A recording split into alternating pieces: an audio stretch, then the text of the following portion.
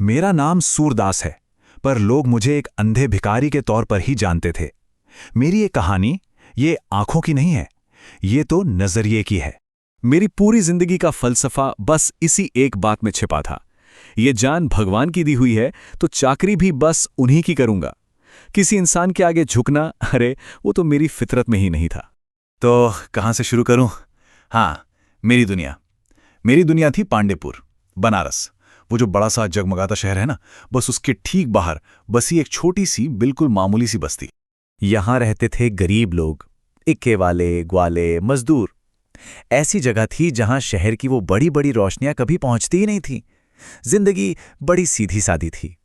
और यहीं मेरी एक छोटी सी झोपड़ी थी पुरखों की जमीन पर। आप समझिए, मेरे लिए बस यही एक विरासत थी जो वो छोड़ गए थे। वो जमीन मेरे लिए सिर्फ मिट्टी और घास का ढेर नहीं थी, वो एक निशानी थी, हमारे जानवरों के चरने की जगह थी। और हां, एक सपना भी था मेरा उससे जुड़ा हुआ। सोचता था कि एक दिन उसी जमीन पर एक कुआं खुदवाऊंगा, एक छोटा सा मंदिर बनवाऊंगा, ताकि जब मैं ना रहूं तो लोग मुझे भूल ना जाएं। इसीलिए तो कहता था मैं कि अगर ये जमीन गई तो समझिए मेरी जान भी इसके साथ ही चली जाएगी। ये मेरी इज्जत थी, मेरी आत्मा थी। और फिर एक शाम मेरी इस छोटी सी दुनिया पर एक बहुत बड़ा साया पड़ा। एक शानदार बग्घी में सवार होकर आया था वो साया। एक तरफ मैं था, एक अंधा भिखारी और उसकी जमीन, और दूसरी तरफ थे मिस्टर जॉन सेवक, एक बहुत बड़े अमीर उद्योगपति और उनकी फैक्ट्री का सपना। उन्होंने मेरी जमीन को मेरे घर की तरह नहीं देखा, नहीं, उन्हें तो वहां अपनी नई सिगरेट की फैक्ट्री बनानी थी। वो लोग अपनी बग्घी में बैठे बैठे मेरे होने या ना होने पर बहस कर रहे थे। मिस्टर सेवक के लिए तो मुझ जैसे भिखारी देश पर एक बोझ थे। उनकी पत्नी को मेरी आवाज से चिढ़ होती थी। हाँ, उनका बेटा प्रभु सेवक, वो कुछ समझने की कोशिश कर रहा था, और उनकी बेटी सोफिया, उसके दिल में शायद थोड़ी दया थी। प्रस्ताव बिल्कुल साफ था, जमीन बेच दो। और धमकी तो उससे भी ज्यादा साफ थी कि नहीं बेचोगे तो भी ले ही ली जाएगी। मेरे पड़ोसी थे बजरंगी और नायक राम। उन्होंने कसम खाई कि वो मेरे साथ खड़े रहेंगे। यहां तक कह दिया कि जमीन लेने से पहले खून की नदियां बहेंगी। लेकिन जिंदगी का खेल कहां सीधा साधा होता है, ये तो धोखे और विश्वासघात से भरा पड़ा है। पहला वार मेरे चरित्र पर हुआ। बहरो नाम का एक शराबी था, उसने मुझ पर अपनी ही पत्नी सुभागी के साथ गलत रिश्ते का झूठा इल्जाम लगा दिया। वो सुभागी जिसकी मैंने हमेशा एक बेटी की तरह हिफाजत करने की कोशिश की। इसके बाद दूसरा वार हुआ मेरी जमा पूंजी पर।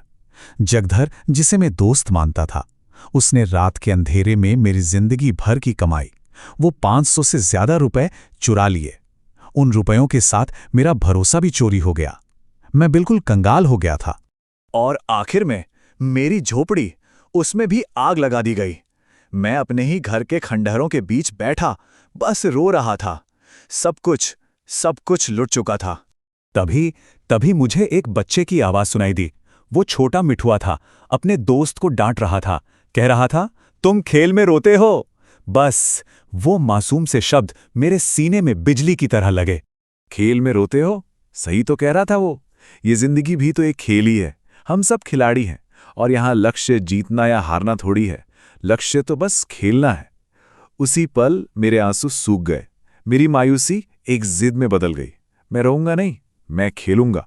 अब मैं ये खेल खेलूंगा। पर जब आखिरी लड़ाई का वक्त आया तो मैं अकेला खड़ा था। मेरे पड़ोसी मुआवजे के थोड़े से लालच में आ गए और एक एक करके सब पीछे हट गए। और फिर वो दिन आ ही गया। सरकारी अफसर पुलिस को लेकर पहुंचे। उन्होंने उन लोगों के घर गिराने शुरू कर दिए जिन्होंने पैसे ले लिए थे। मेरी आंखों के सामने मेरी पूरी बस्ती उजड़ रही थी।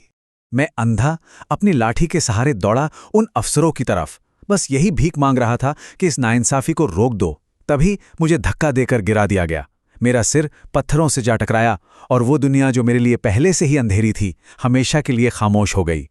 तो खेल खत्म हो गया और मैं हार गया। जमीन हार गया, अपनी सारी जमा पूंजी हार गया, और आखिर में अपनी जान भी हार गया।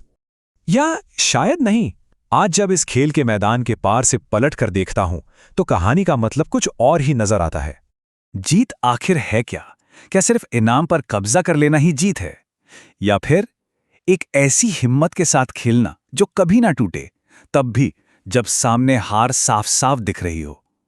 मैंने खेल छोड़ा नहीं, मैंने अपना किरदार पूरी ईमानदारी के साथ निभाया। कहते हैं ना, कभी कभी हार में ही जीत छिपी होती है। मेरी मौत ने एक ऐसी आग जलाई जिसने बाकी लोगों की आंखें खोल दी, उन्हें सच्चाई नजर आने लगी। तो मेरी हार में ही असली सबक की जीत हुई। तो अब सवाल ये है कि सच्चा विजेता कौन है? वो जो दुनिया की हर चीज जीत लेता है, या वो जो हार सामने देखकर भी खेल का मैदान नहीं छोड़ता? इसका फैसला मैं आप सब पर छोड़ता हूं। यही कहानी है मेरी, और शायद यही मेरी असली जीत भी है।